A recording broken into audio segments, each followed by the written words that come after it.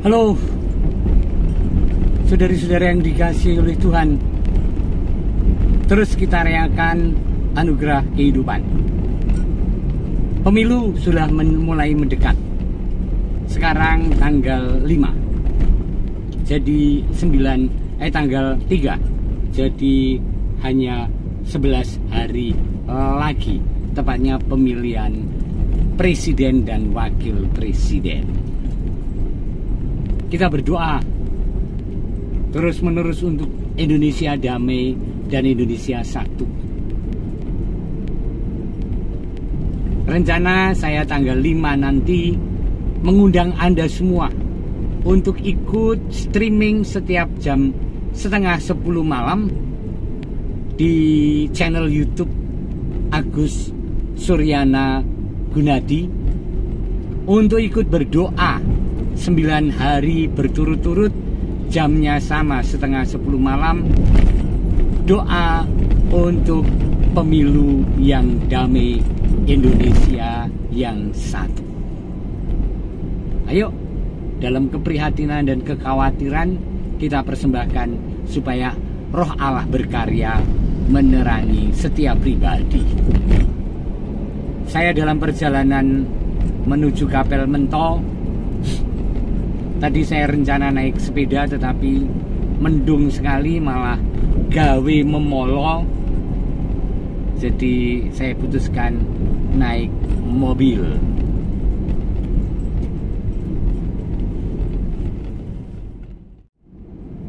Memasuki Desa Mentol, pasar, dan kemudian depan kita adalah kapel, tempat misa Sabtu sore ini.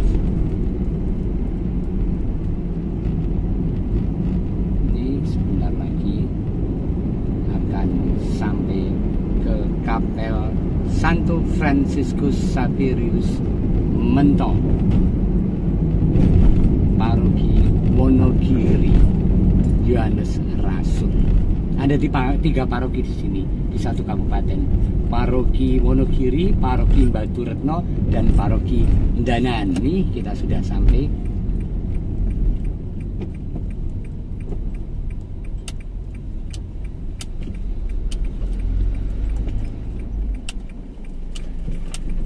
Santo Fransiskus Mentol.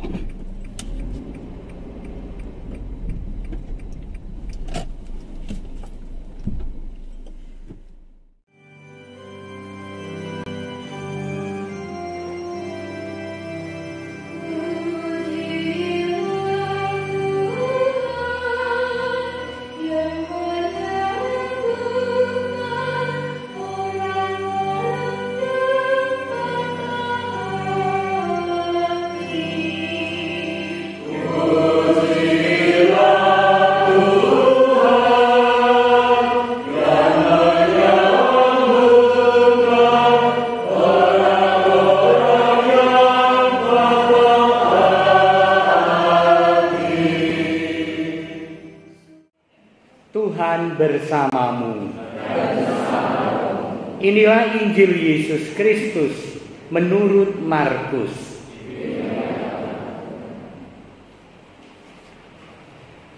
Sekeluarnya dari rumah ibadat di Kapernaum, Yesus dengan Yakobus dan Yohanes pergi ke rumah Simon dan Andreas. Ibu mertua Simon terbaring karena sakit demam. Mereka segera memberitahukan keadaannya kepada Yesus. Yesus pergi ke tempat perempuan itu dan sambil memegang tangannya, Yesus membangunkan dia. Lalu lenyaplah demamnya. Kemudian perempuan itu melayani mereka. Menjelang malam, sesudah matahari terbenam, dibawalah kepada Yesus semua orang yang menderita sakit dan yang kerasukan setan. Maka berkerumunlah seluruh penduduk kota itu di depan pintu. Yesus menyembuhkan banyak orang yang menderita bermacam-macam penyakit dan mengusir banyak setan. Ia tidak memperbolehkan setan-setan itu berbicara, sebab mereka mengenal Dia. Keesokan harinya, waktu hari masih gelap, Yesus bangun dan pergi keluar. Ia pergi ke tempat yang sunyi dan berdoa di sana.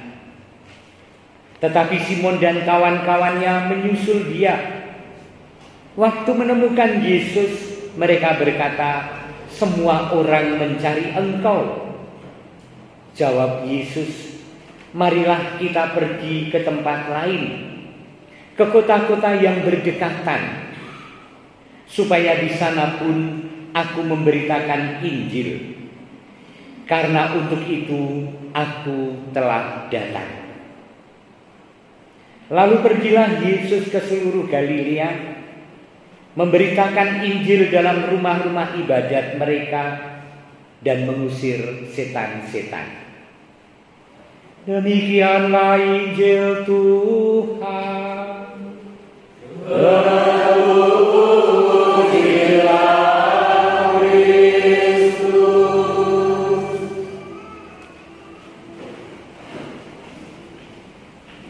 Gelar atau julukan menjadi orang yang sibuk seolah-olah keren. Romo sibuk nggih. Wah, senenge dikatakan orang sibuk. Oke, gaweane payu, tenagane akeh yang menginginkan dan seterusnya.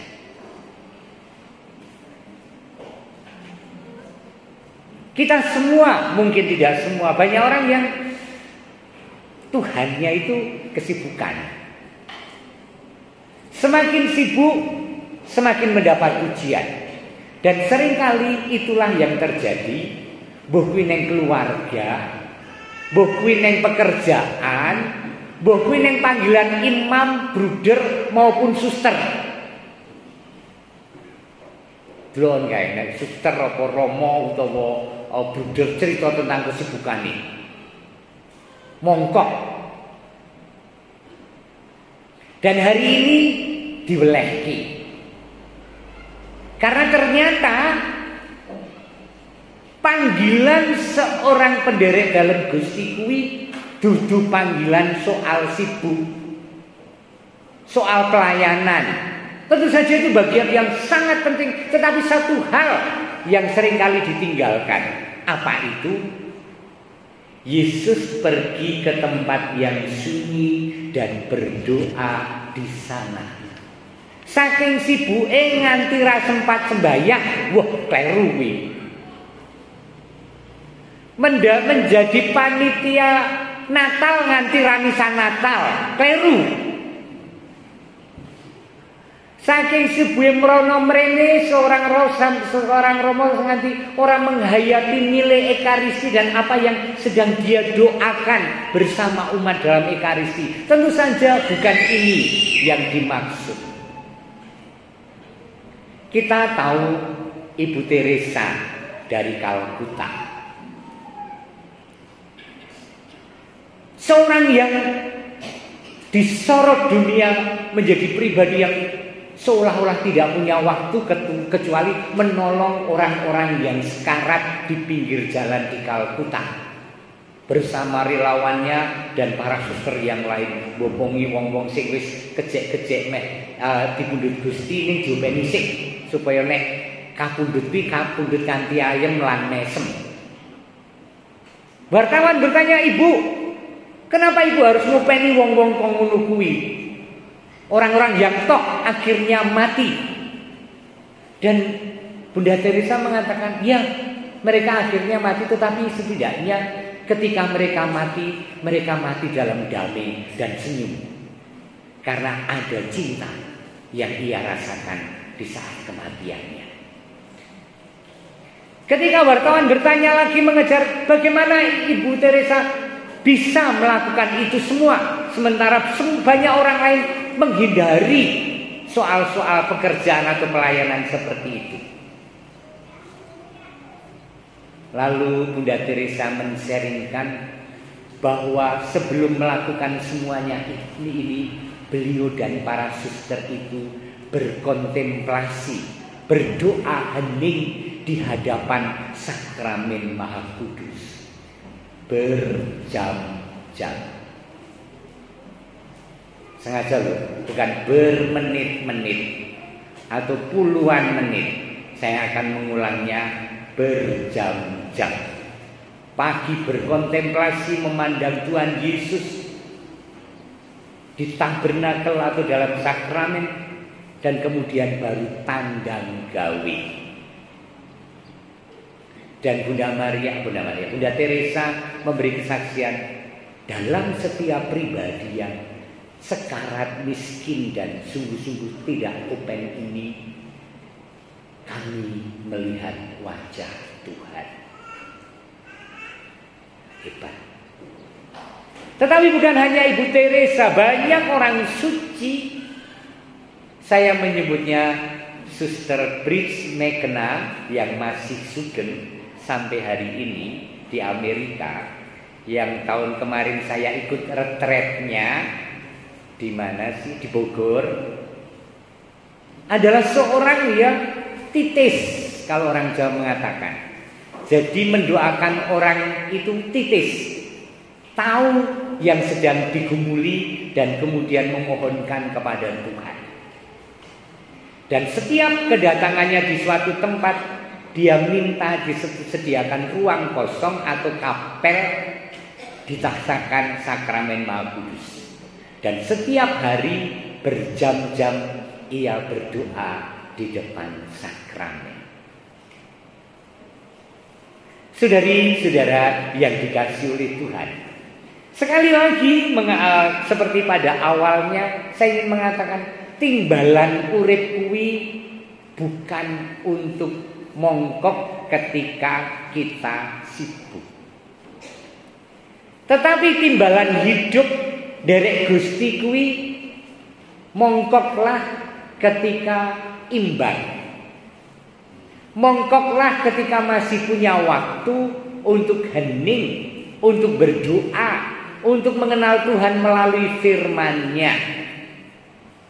Semakin banyak pelayanan dan pekerjaan, semakin mijeke waktu untuk mengalami Tuhan yang menjadi sumber kekuatan.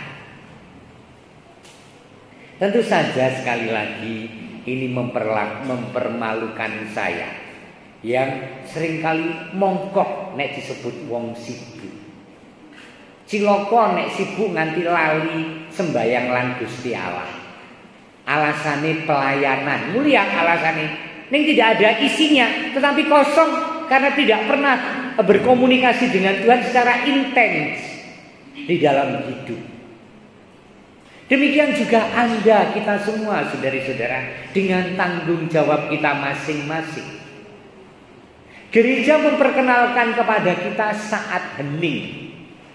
Tadi sebelum saya mengaku hening sejenak.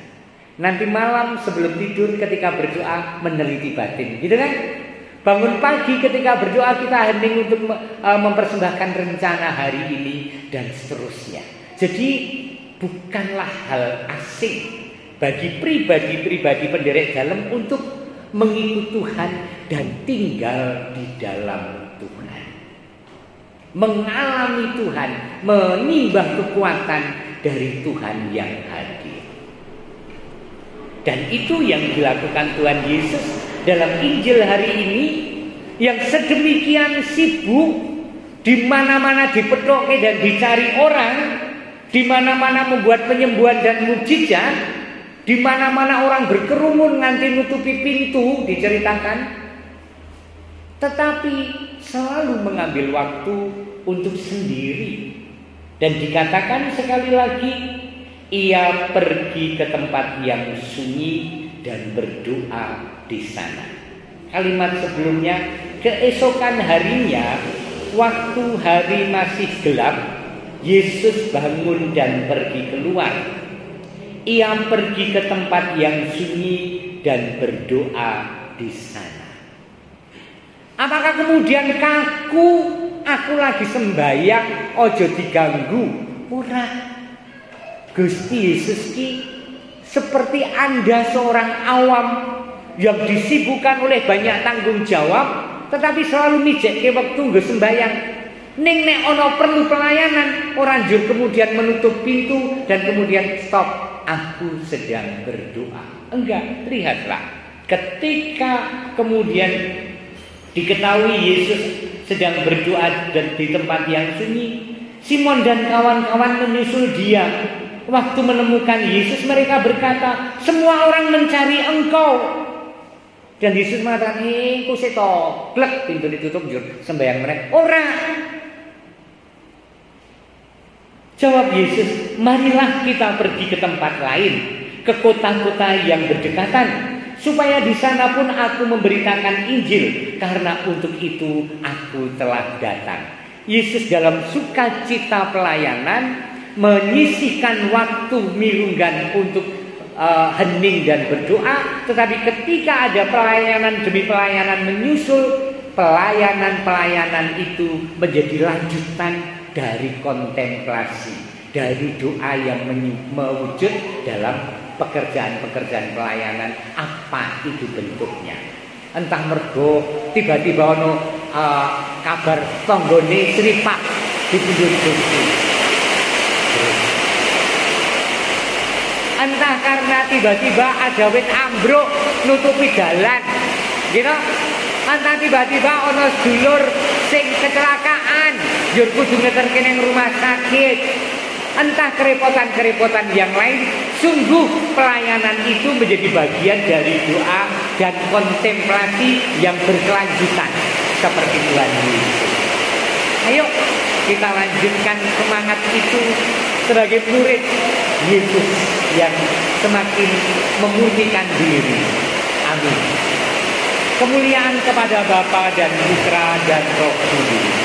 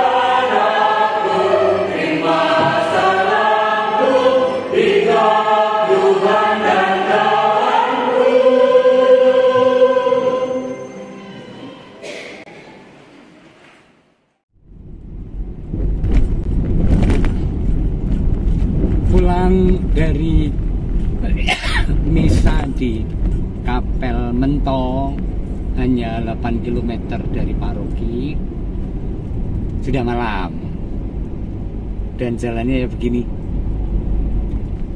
Kalau tidak terbiasa dan membayangkan yang aneh-aneh, pasti lalu ada rasa takut ya. Tetapi semuanya oke. Ini juga mukjizat Tuhan bahwa aku itu diubah oleh Tuhan dari rasa mudah takut pada sesuatu, apalagi cerita-cerita yang angker atau kekhawatiran ada sesuatu di jalan. Selama di Wonogiri ini kok ditutup oleh Tuhan ketakutan-ketakutan dan kekhawatiran itu. Jadi adanya hanya oke dan berani dan sukacita gitu. Saya tidak ditemani siapapun ini. Tidak ada dua anak saya, Louis dan Jennifer, juga tidak ada umat. Saya sendiri dan oke-oke saja. Ini malam minggu, tetapi ini karena kanan kiri adalah hutan, memang tidak ketemu orang. Hanya untung ada lampu-lampu matahari di beberapa titik jalan ini. Tuh, depan ada sepeda motor lewat. Selebihnya ya begini, malam minggu jam 7:30 sebenarnya. Belum malam. Orang selalu punya cerita tentang dunia lain ketika melewati jalan ini atau area ini. Tetapi oke-oke saja, fine-fine saja. Ada Tuhan dalam perjalanan hidup setiap pribadi, saya dan Anda. Oke, yuk terus kita rayakan anugerah kehidupan. Tuhan menyertai Anda dengan berkat-Nya, Bapa dan Putra dan Roh Kudus. Amin. 19 April 2024 saya mau berziarah ke Eropa, Lourdes, Roma, dan sebagainya. Jika Anda tertarik, silahkan segera mendaftarkan diri.